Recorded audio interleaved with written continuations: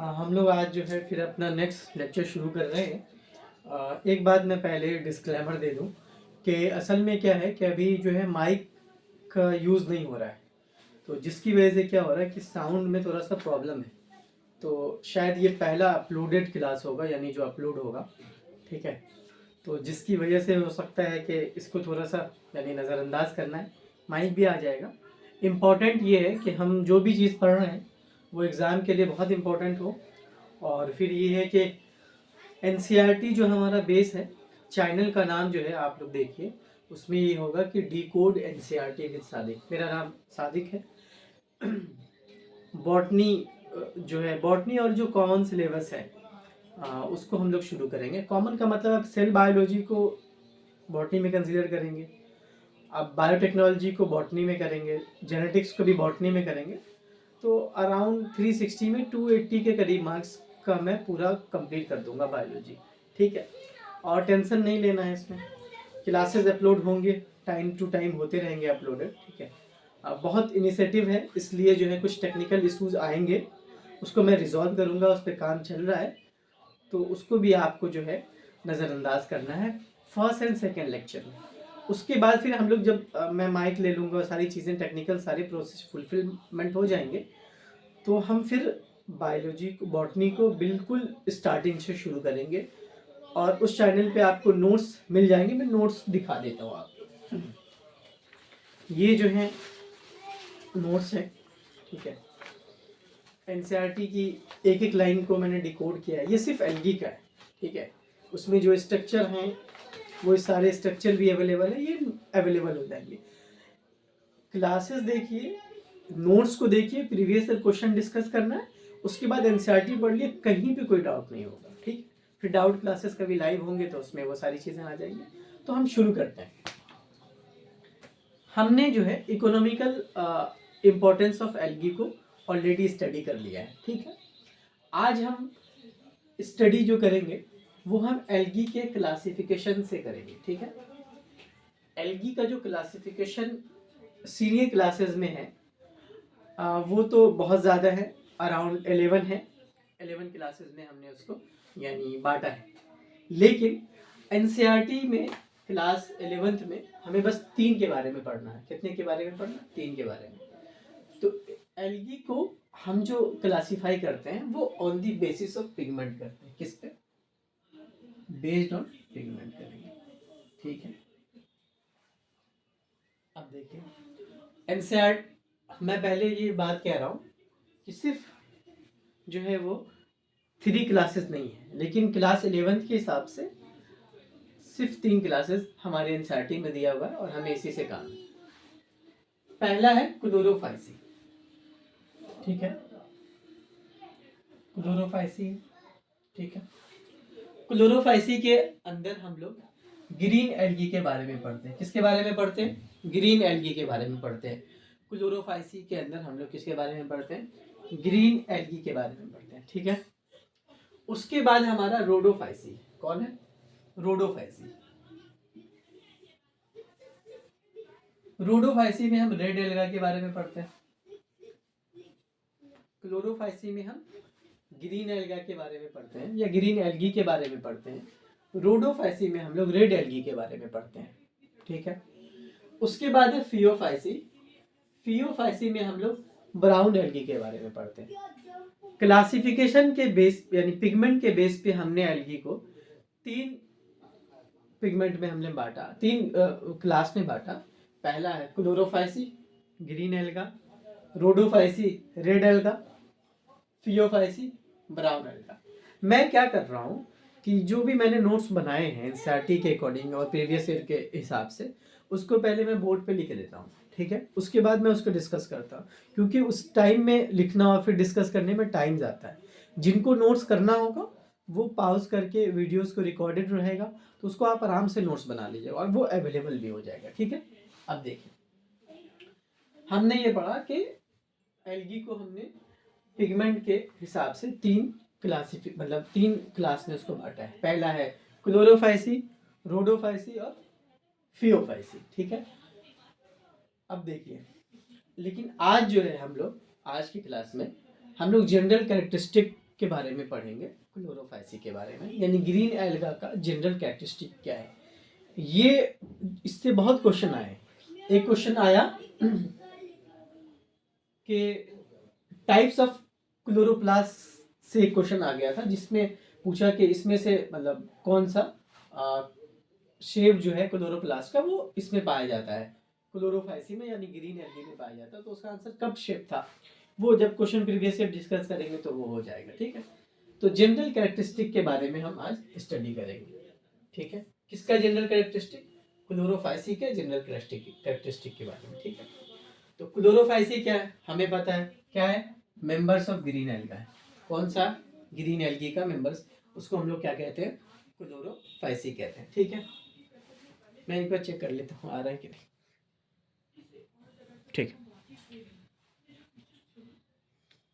अब देखिए क्लोरोफाइसी का जो प्लांट बॉडी होता है, plant body of the Chlorophyceae वो यूनिसेल्युलर भी होगा, यानी एक सेल का बना हुआ। अब इसका एग्जांपल क्या है? इसका एग्जांपल है हमारा क्लैमिडोमोनास।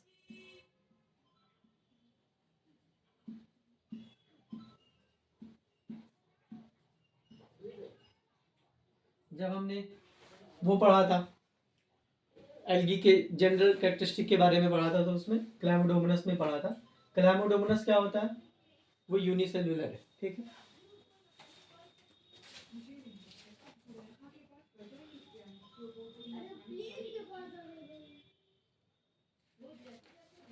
ठीक।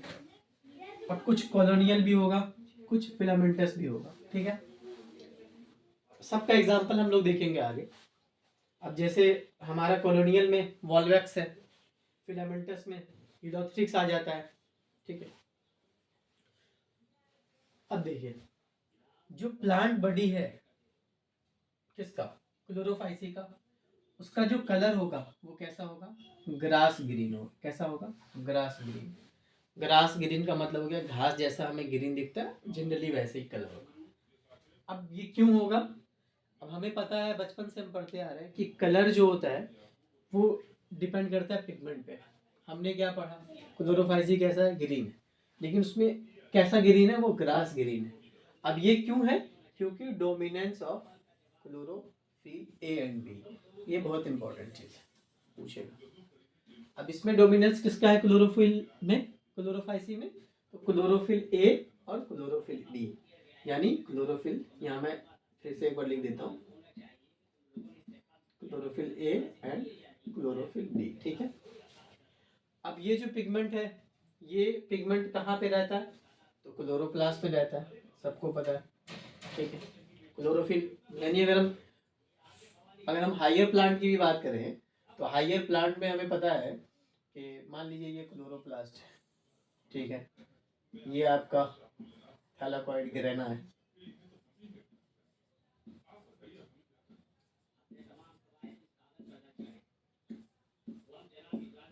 ये जो आपका एक होता है थैलाकोइड, इसमें क्या प्रेजेंट होता है? क्लोरोफिल। क्लोरोफिल इसमें प्रेजेंट होता है। तो क्लोरोफिल कहाँ प्रेजेंट होगा? लोकलाइज का मतलब ये है, मतलब वो वहां पे रहता है, प्रेजेंट रहता है। किसमें? क्लोरोप्लास्ट में। ठीक है, अब देखिए क्लोरोफाइसी के केस में जो बहुत इंपॉर्टेंट एग्जाम के पॉइंट्स ऑफ व्यू से है, वो ये है कि इसका क्लोरोप्लास्ट किस टाइप का होता है। मैं अलग वो ले लेता हूँ। तो हमको देखना है, ये इसका एक क्लोरोप्लास्ट जो है ना वो डिस्क्वाइड है, यानी डिस्क लाइक शेप का होता है। कैसा शेप का होता है? डिस्क लाइक शेप का होता है। ठीक है, एक क्लोरोप्लास्ट जो है इसका वो प्लेट लाइक भी होता है, प्लेट की तरह होता है। एक है रेटिकुलेट क्लोरोप्लास्ट, ये बहुत इंपॉर्टेंट है, लेकिन एग्जाम में अभी पता नहीं कब से वाला तो आया है, लेकिन हम लोग जब मास्टर्स और ग्रेजुएशन में थे तो रेटिकुलेट बहुत ज़्यादा ये क्वेश्चन आता था। मैं इस पर फिर भी ये लगा देता हूँ 1 स्टार। ठीक है, और ये चूंकि आ गया है तो ये 2 स्टार। ठीक है, पूछ देगा कि रेटिकुलेट क्लोरोप्लास्ट जो है वो किस टाइप के एल्गी में पाया जाता है, तो हम कहेंगे क्लोरोफाइसी में पाया जाता है या ग्रीन एल्गी में पाया जाता है। हो सकता है कि यहाँ पे एग्जाम्पल भी पूछे कि ग्रीन एल्गी के जगह पे वो ग्रीन एल्गी का कोई एग्जाम्पल दे दे, ठीक है, तो उसके बारे में भी पूछ लिया जा सकता है। ठीक, अब देखिए ये कप शेप, ठीक है, एक होता है spiral ribbon shaped in different species. कुछ ऐसी स्पेसीज हैं जिसमें क्या होगा, स्पाइरल रिबन, रिबन तो जानते हैं ना हम लोग, ऐसे इसी टाइप का होता है रिबन, ऐसे ही शेप का क्या पाया जाता है, क्लोरोप्लास्ट पाया जाता है। क्या पाया जाएगा, chloroplast. It means the class of algae which is called chlorophyceae generally, which is in green color, having a number of chloroplast types of chloroplast. There are discoid, plate-like, reticulate, cup-shaped, spiral ribbon shaped in different species. मतलब ये है कि ये selective है, सब में नहीं होगा, जनरल कुछ डिफरेंट स्पेसिफिक स्पेसीज में पाए जाएंगे। ठीक, अब देखिए फिर प्लांट बॉडी की तरफ हम आते हैं।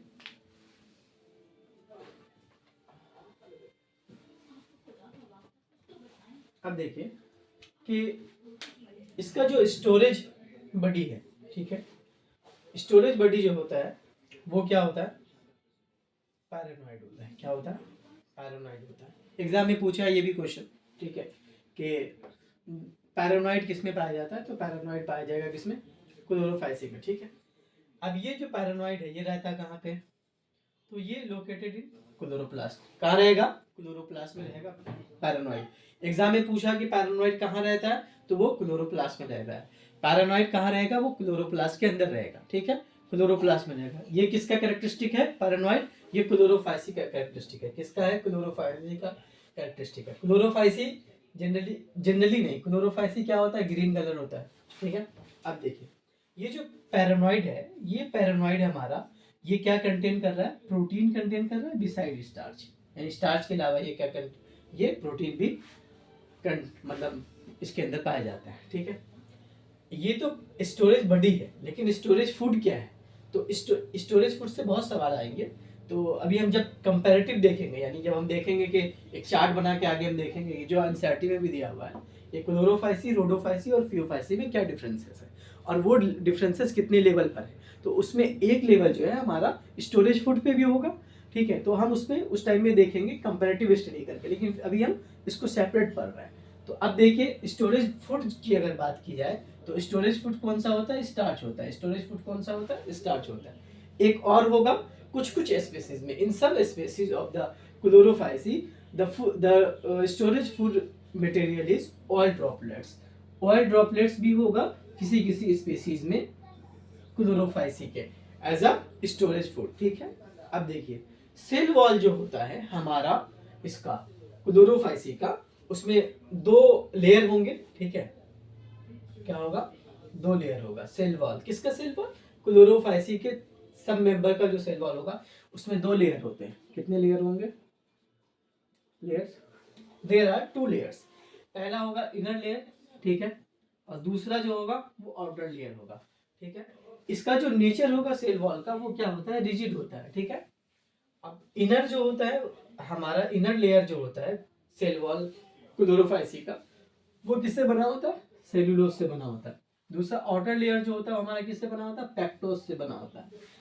ठीक है, अब देखिए एक बार हम इसको देखते हैं फिर से कि एल्गी जो होता है, एल्गी को हम उसके पिगमेंट के हिसाब से हम उसको मतलब उसको क्लासिफाई करते हैं। ठीक है, अकॉर्डिंग टू एनसीईआरटी ये जो क्लासिफिकेशन है ये तीन क्लासेस में इसको हम वो करते हैं, क्लासिफाई करते हैं। एक तो क्लोरोफाइसी है, दूसरा रोडोफाइसी है, तीसरा फियोफाइसी है। क्लोरोफाइसी जो है हमारा वो ग्रीन एल्गा होता है, रोडोफाइसी हमारा रेड एल्गा होता है, जिसमें हमने जब अगार अगार पढ़ा था तो हमने पढ़ा था कि अगार अगार किससे ऑब्टेंड होता है, वो होता है रेड एल्गी से। ठीक है, अब हमने वो पढ़ा था जनरल करेक्ट इकोनॉमिकल इंपॉर्टेंस में, जैसे क्या पढ़ा था कि ये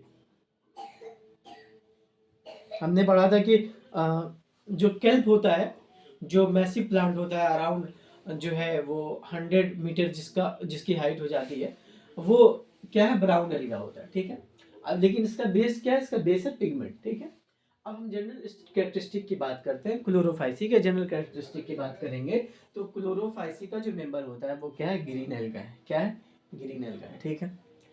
अब देखिए कि प्लांट बॉडी जो होता है क्लोरोफाइसी का, वो हमारा यूनिसेलुलर भी होता है, कॉलोनियल फॉर्म भी होगा, फिलामेंटस भी होगा।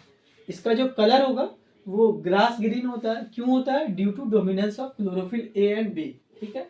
अब मैंने बताया कि क्लोरोफिल पर कहाँ पाया जाता है? क्लोरोफिल पाया जाता है किसमें? थैलाकॉइड ऑफ क्लोरोप्लास्ट में, ठीक है। अब यहाँ pigments are localize in the chloroplast. Pigment कहाँ पाया जाता है? क्लोरोप्लास्ट में पाया जाता है, ठीक है। अब देखिए, अब ये जो क्लोरोप्लास्ट होता है वो एक टाइप का नहीं होता है, यानी सिर्फ डिस्क्वाइड या डिस्क लाइक शेप का नहीं होता है, बल्कि there are different types of chloroplast are found in the Chlorophyceae. अब ये क्या क्या है? एक तो डिस्क्वाइड है यानी डिस्क लाइक स्ट्रक्चर होता है, दूसरा प्लेट लाइक स्ट्रक्चर होता है, तीसरा रेटिकुलेट होगा, कप शेप्ड होगा, और ribbon spiral ribbon shaped in different species. Reticulate बहुत इंपॉर्टेंट है, और कप शेप 2 बार पूछ चुका है, इसलिए वो मैंने इसमें 2 स्टार लगा दिए। बहुत इंपॉर्टेंट ये क्वेश्चन है। अब ये डिफरेंट टाइप्स ऑफ क्लोरोप्लास्ट, ये स्पेसिफिक कैरेक्टरिस्टिक है जिसका क्लोरोफाइसी का, ठीक है। जब हम वहां पढ़ेंगे रोडोफाइसी पढ़ेंगे तो हम उसमें देखेंगे कि फिर इसके बिहाफ पे हम उसमें कुछ डिफ्रेंशिएट कर सकते हैं कि नहीं कर सकते, ठीक है। आगे देखते हैं कि प्लांट बॉडी जो होता है, स्टोरेज बॉडी जो होता है क्लोरोफाइसी का, वो पैरानॉइड है, स्टोरेज बॉडी है, स्टोरेज फूड नहीं है। अगर एग्जाम में स्टोरेज बॉडी दे करके वहां से फूड लिखा, एक ये लिखा पैरानॉइड, तो फिर उसका आंसर पैरानॉइड होगा। कभी कभी हो सकता है कि कंफ्यूज करे, स्टोरेज फूड पूछ दे और ऑप्शन में पैरानॉइड भी दे दे, और दिमाग में ये रहे कि अरे स्टोरेज फूड तो पैरानॉइड हमने पढ़ा था, बस पैरानॉइड कर दिया। नहीं, वो गलत हो जाएगा। स्टोरेज फूड अलग होता है, स्टोरेज बॉडी अलग होता है। यानी स्टोरेज बॉडी के अंदर में, यानी ऐसा हमारा जो है स्ट्रक्चर जो अपने अंदर स्टोरेज फूड रखता है, उसको हम बॉडीज कहेंगे, ठीक है। तो अब क्या है कि स्टोरेज बॉडी जो है इसका पैरानॉइड है। ये पैरानॉइड कहाँ रहता है? क्लोरोप्लास्ट में रहता है। कहाँ रहता है? क्लोरोप्लास्ट में रहता है। पैरानॉइड्स हमारा क्या कंटेन करता है? ये प्रोटीन को कंटेन करता है बिसाइड स्टार्च, ठीक है। अब स्टोरेज फूड की अगर हम बात करें तो स्टोरेज फूड क्लोरोफाइसी का क्या है? स्टार्च है। अब ये स्टार्च जो है सिर्फ स्टार्च नहीं होता है, कुछ स्पीसीज ऐसी हैं क्लोरोफाइसी की जिसका जो हमारा स्टोरेज फूड है ना, वो ऑयल ड्रॉपलेट्स है इन सम स्पीसीज, ठीक है। अब जनरल कैरेक्टरिस्टिक में हम फर्दर देखते हैं कि सेल वॉल किस टाइप का होता है। तो सेल वॉल जो होता है वो जनरली उसका नेचर क्या होता है? रिजिड नेचर होता है, ठीक है। कैसा नेचर होता है? रिजिड नेचर होता है। उसमें 2 लेयर पाए जाते हैं, पहला इनर लेयर, दूसरा आउटर लेयर। इनर लेयर जो होगा वो सेल्यूलोज का बना होगा, और आउटर लेयर जो होगा वो पेक्टोज का बना होगा। इसके बाद हम रिप्रोडक्शन पढ़ेंगे क्लोरोफाइसी में नेक्स्ट क्लास में।